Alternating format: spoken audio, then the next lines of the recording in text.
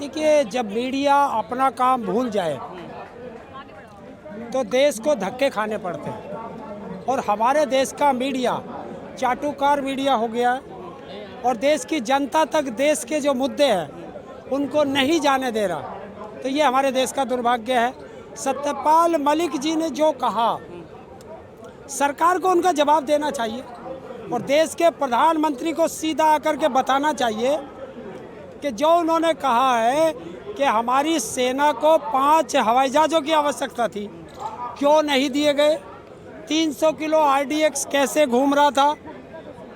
इन सब मुद्दों पर उनको जवाब देना चाहिए सरकार को। और अगर सरकार चुप है तो कुछ दाल में काला नहीं, दाल ही काली है।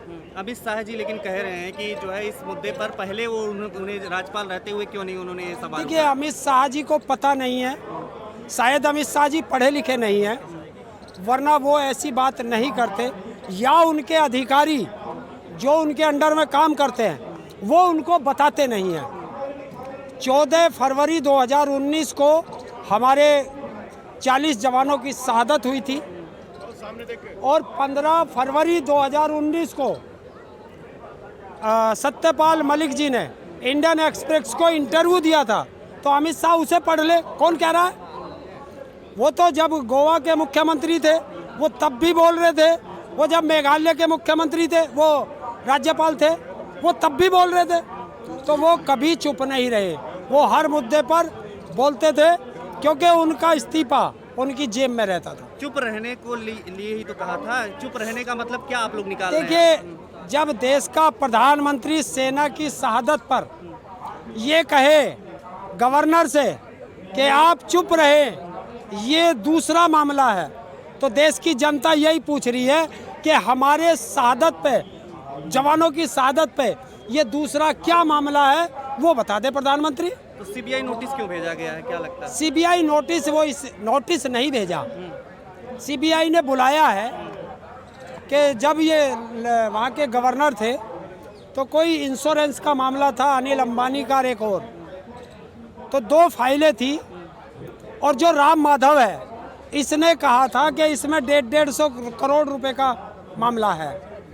आरएसएस के जो राम माधव, हाँ, वो मामला है। तो इन्होंने वो बताया था, तो सीबीआई ये पूछ रही है कि उस पर बताओ। मतलब गवाह से पूछ रही है, चोर से नहीं पूछ रही। यही तो देश जानना चाहता है। मलिक जी कह रहे हैं प्रधानमंत्री ने उस वक्त सपोर्ट किया था इस मुद्दे पर उनका, जब उन्होंने कहा था कि वो रिश्वत नहीं लेने से मना कर दिया। नहीं, वो रिश्वत ले ही नहीं सकते। हाँ। वो ईमानदार व्यक्ति हैं सत्यपाल मलिक जी। लेकिन जब उन्होंने कहा है तो ये पूछताछ अनिल अंबानी से, एक वो रूबरू क्या नाम है वो, और राम माधव से पता करें।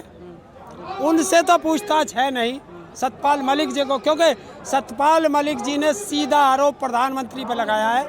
इसलिए प्रधानमंत्री नहीं चाहते कि कोई उनके खिलाफ बोले, और जो उनके खिलाफ बोलेगा, प्रधानमंत्री जी के वही 3 हथियार, ईडी, सीबीआई, इनकम टैक्स, उसे भेज देते हैं। तो ये ईडी और सीबीआई से डरा रहे हैं, वो डरने वाला नहीं है, ना डरा है ना डरेंगे, और जब तक जिएंगे लड़ते हुए जिएंगे। हाँ, पंचायत और आप लोगों को जिस दिन बुलाया था उस दिन थाने में क्या हुआ था आप लोगों के साथ? थाने में ये था, पुलिस ने कह दिया था ना कि ये तो हम लोगों ने नहीं गिरफ्तार किया था, हिरासत में लिया था। देखिए, अगर हिरासत में नहीं लिया तो उस पार्क से पुलिस की गाड़ियों में हमें बैठा करके क्यों ले गए? पुलिस की गाड़ियों में तभी तो बैठाओगे जब तुम हमें हिरासत में लोगे। हमारे टेंट क्यों उखाड़े, कुर्सियाँ क्यों ले गए, और फिर हम थाने में क्यों गए? किसी को अच्छा लगता है थाने में जाना? और एक थाने में ले जाते, 6-7 थानों में ले गए अलग अलग। तो 28 तारीख को फिर से अभी सीबीआई आएगी जो है, तो उसमें फिर आप लोग जाएंगे? नहीं, अभी वो देखेंगे वो क्या सत्यपाल मलिक जी से बात होंगी, और हम पूछेंगे। अगर हमारी जब भी ज़रूरत पड़ेगी तो देश का हर किसान और मजदूर और युवा उनके साथ खड़ा है। वीडियो एक वायरल हो रही है जिसमें सेना के कुछ जवान हैं, वो कह रहे हैं कि हमारे यहाँ सुविधा नहीं है, इसमें बुलेट प्रूफ में हमें नहीं भेजा जाता है। ये जो वीडियो वायरल हो रही है, इस चीज़ को लेकर क्या कहें? ये पुरानी वीडियो है वैसे। हाँ, 2000, लेकिन ये उस घटना के बाद की वीडियो है। देखिए, हमारे सेना के जवान, आज आप देखो, इन नेताओं ने चुनाव के लिए 50-50 हेलीकॉप्टर हायर कर रखे हैं, कुछ हवाई जहाज हायर कर रखे हैं। मतलब देश का बेवकूफ़ बनाने वाले हवाई जहाज में चलेंगे और देश की रक्षा करने वाले जान जोखिम में डाल करके खुली गाड़ियों में चलेंगे। तो यही देश पूछना चाहता है। कुछ लोग कह रहे हैं इस मुद्दे पर हम लोग इसलिए डिबेट नहीं कर रहे हैं एंकर लोग, क्योंकि ये जो है मुद्दा सिर्फ आरोप लगाया गया, आरोपों पर वो डिबेट नहीं करते हैं। आपको लगता है इसकी सत्यता है? देखिए, अमित शाह ने क्या कहा, अमित शाह ने भी तो यही कहा। अभी कोई और बोल जाओ, ये इसलिए नहीं बोल रहे जिसकी आप बात कर रहे हो, क्योंकि वो पापा की परी है और उसके पापा के खिलाफ कोई बोलेगा तो वो तो बिल आ जाएगी। सबूत चाहिए, सेना पे सबूत मांग रहे हो, आज बताओ ना गद्दार कौन है? जो सेना पे सबूत मांगता है वो गद्दार है, और गद्दार कौन है? ये पत्रकार है। विपक्ष को बोलते हैं ना, विपक्ष को तो बोलते हैं कि कांग्रेस मांगती है ऐसे सेना का सबूत। अच्छा, एक चीज बताओ, जनरल राय चौधरी जो है वो तो जनरल थे सेना के, अब उन्होंने बोला है तो सेना से कौन सबूत मांग रहा? बताओ ना, कौन सबूत मांग रहा? अब सेना से सबूत कौन मांग रहा? अब बता दो, देश का प्रधानमंत्री बताओ, गृह मंत्री बताओ।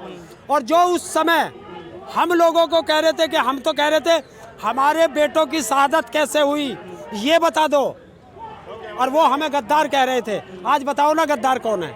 इतने माइक लगे हुए हैं यहाँ पर, ये मीडिया कवरेज इसकी भी नहीं हो रही है, और देखिए, नहीं। ये बेटियां हैं, ये बेटियां आज बैठ कर के सिर्फ ये पूछ रही हैं कि प्रधानमंत्री जी आपने कहा था बेटी पढ़ाओ बेटी बचाओ, तो आज उन बेटियों के साथ शोषण हो रहा है और प्रधानमंत्री चुप है, तो जवाब दे। अडानी मुद्दे पर भी तो चुप है। देखिए, देश का प्रधानमंत्री किसी मुद्दे पर नहीं बोलेगा। हिंडनबर्ग पर चुप, अडानी पर चुप, बेटियों पर चुप, किसानों पर चुप, महिलाओं पर चुप, मजदूरों पर चुप, तो किस पे बोलेगा? बोलेगा तो तोते पे बोलेगा या मोर पे बोलेगा? क्या कारण है? अगर क्या चुप? देखिए, अगर मैं चुप रहूं, किसी ने मेरे ऊपर आरोप लगाए और अगर मैं चुप रहूं तो समझ लो मैं चोर हूं, और चोर ही चुप रहता है, वरना कोई माई का लाल मेरे ऊपर आरोप लगा के दिखाए, मैं बिस्तर बोरिया लेके चढ़ जाऊंगा उसके ऊपर, क्योंकि जब मैं निष्पक्ष हूं तो निष्पक्ष व्यक्ति जवाब देता है, और जो संलिप्त होता है उस मुद्दों में वो चुप रहता है। तो आप इतना प्रधानमंत्री के खिलाफ या बीजेपी के खिलाफ जो आप ये आवाज उठा रहे हैं, इसका क्या फर्क पड़ रहा है? आप लोग हमेशा ही उठाते रहते हैं। देखिए, क्या मैं कायर हूँ जो मैं चुप रह जाऊं? मैं कायर नहीं हूँ, देश का नागरिक हूँ और देश के हर मुद्दे पर बोलता रहूंगा। जब कल को कोई पूछेगा कि जब हमारा देश बिक रहा था ताऊ आप कहाँ थे, तो कह दूं मैं रजाई ओढ़ के घरों सो रहा था। मैं सीना चौड़ा करके कहूँगा कि जब देश बिक रहा था तो ये ताऊ सरकार को ललकार रहा था। वो क्या कहेंगे आरएसएस वाले जब उनके बच्चे पूछेंगे कि जब हमारा देश बिक रहा था तुम कहाँ थे? वो क्या कहेंगे? कहेंगे कि जब तुम्हारा देश बिक रहा था हम रजाई ओढ़ के घर में सो रहे थे। 56 इंच का सीना जब बात होती है और सब चंगा सी बात हो रही है, सब जगह सीमा सुरक्षित है, फिर ये दिक्कत कहाँ आप लोगों को लग रही है? भाई, मेरे तो रोज जवान मर रहे, रोज हमारे बेटे शहीद होके आ रहे। अच्छा, एक चीज बताओ, देश के प्रधानमंत्री से पूछो और गृह मंत्री से पूछो, अभी हमारे 5 जवान शहीद हुए हैं। आप लोग पत्रकार हो, मेरे से ज़्यादा जानते हो। प्रधानमंत्री का ट्विटर अकाउंट खोल लेना और गृह मंत्री का ट्विटर अकाउंट खोल लेना, अगर उन शहादत पर संवेदना भी उस परिवार के लिए कही हो तब बता देना। तो देश का गृह मंत्री सेना पे नहीं बोलता, प्रधानमंत्री उनकी शहादत पर नहीं बोलता, और जब वोट मांगने की बात आती है तो उनकी बलि चढ़वाकर उस पर वोट मांग लेते हैं।